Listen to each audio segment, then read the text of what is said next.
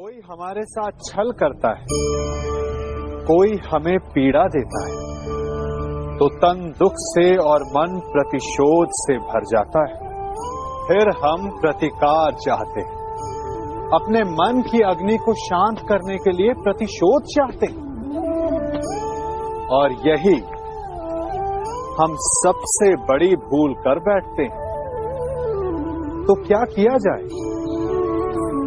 इसका केवल एक ही उपाय है और वो है क्षमा।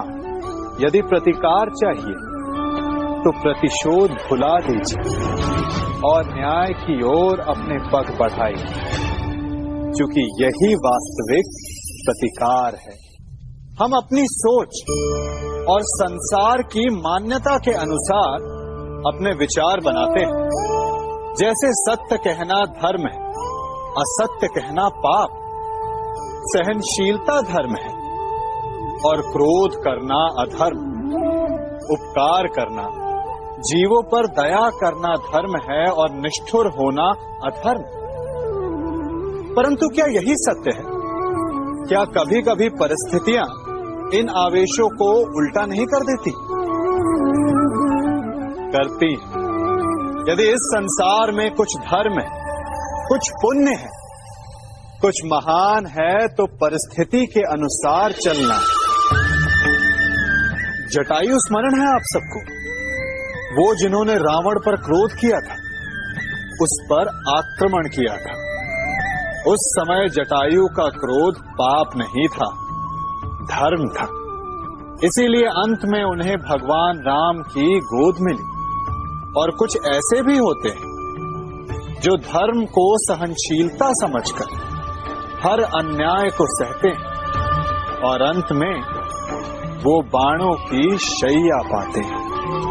यदि कोई पशु या व्यक्ति अकारण आक्रमण करके किसी निर्दोष के प्राण लेने की चेष्टा करे, तो उसके रक्षा हेतु उसका वध कर देना पाप नहीं, समय की मांग है।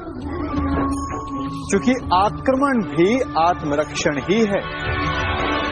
यदि किसी दुष्ट की सहायता करने से सामान्य मनुष्य को कष्ट पहुंचे, पीड़ा पहुंचे, तो उसे सहायता ना देना ही धर्म है। अकारण क्रोध अस्वीकार्य है, परंतु यदि क्रोध से कुछ शुभ हो, पाप बाहुभीत हो, तो क्रोध और दंड भी धर्म ही है। स्वीकारण, सत्य का स्वीकारण मनुष्य के लिए बहुत ही महत्वपूर्ण है। जब तक मनुष्य सत्य को स्वीकार नहीं करता, उसे असत्य से लड़ने की शक्ति प्राप्त नहीं होती। जब आप भोजन करते हैं तो क्या होता है? आपका पेट स्वीकारता है कि वो भर चुका है और आप भोजन करना बंद कर देते हैं। जब आपको निद्रा आती है तो क्या होता है? आपका मन स्वीकारता है कि आपका शरीर थक चुका है और उसे विश्राम की आवश्यकता है। उसी प्रकार जब आपको किसी व्यसन को रोकना हो, तो आपको स्वीकारना पड़ता है कि बहुत हो चुका है, चाहे वो लालच हो या मदिरापान। उस व्यसन का त्यागना तभी प्रारंभ होता है जब आप ये स्वीकार कर लेते हैं कि आप उस व्यसन के बंधक हैं।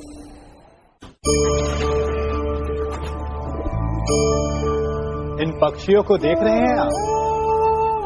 इनका उड़ना वायु में इतना संतुलन मुक्त कर देता है ना? इन्हें उड़ते देख आपके मन में भी इच्छा होती होगी कि इन्हीं की भांति आप भी स्वतंत्रता से उड़ पाएं। ईर्ष्या होती है ना, जब आप इन्हें खुले आकाश में ऐसे विचरण करते देखते हैं। पर कभी सोचा है इस उड़ान को, इस स्वतंत्रता को पाने के लिए कितना परिश्रम, कितना अभ्यास किया होगा इन्होंने? आकाश में उड़ने से पूर्व धरती पर कितना गहन परिश्रम किया होगा इन्हें। इनके माता पिता ने पहली बार जब इन्हें पंख फड़फड़ाने को उकसाया होगा, तो कितनी बार घिरे होंगे। पहली बार वायु में उड़ते समय कितना भय लगा होगा इन्हें। अपनी पहली उड़ान के पश्चात धरती पर उतरते समय गिरकर कितनी चोट खाई होगी। इस उड़ान का, इस स्वतंत्रता का ये मूल है। यदि आप ये दे सकते हैं तो अवश्य आप भी इस स्वतंत्रता को पा सकते हैं। इन पक्षियों की भांति ही अपने चारों ओर जब भी आप किसी सफल मनुष्य को देखें तो उससे ईर्ष्या ना करें, उसके परिश्रम और पीड़ा को समझने का प्रयास करें जो उसने यहां तक पहुंचने में पाई है। प्रेरणा लें, प्रयास करें और स्वयं भी सफल हो जाएं। हमारे जीवन का मूल आधार है करुणा। करुणा क्या है? करुणा दया नहीं, करुणा वो भाव है जिससे हम दूसरे की समस्या को समझते हैं,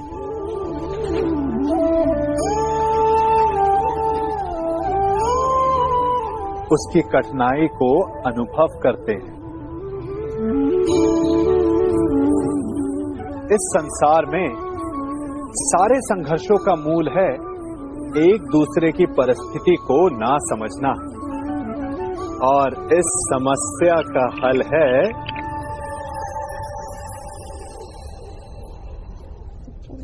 करुणा। करुणा किसी पशु पक्षी के प्रति हो या किसी मनुष्य के प्रति, ये आपके जीवन में कलेश और संघर्ष जैसी भावनाओं को दूर रखती है। और जिस दिन आप दूसरे को करुणा के दृष्टिकोण से देखेंगे, आपको उसकी समस्या समझ आएगी और उसे आपकी, और उस दिन हर संघर्ष का अंत हो जाएगा।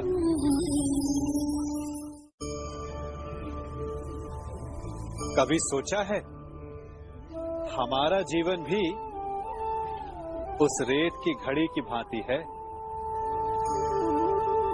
जो रेत नीचे गिर चुकी है वो हमारा अतीत है, जो अब भी ऊपर है वो हमारा आने वाला भविष्य है, और वर्तमान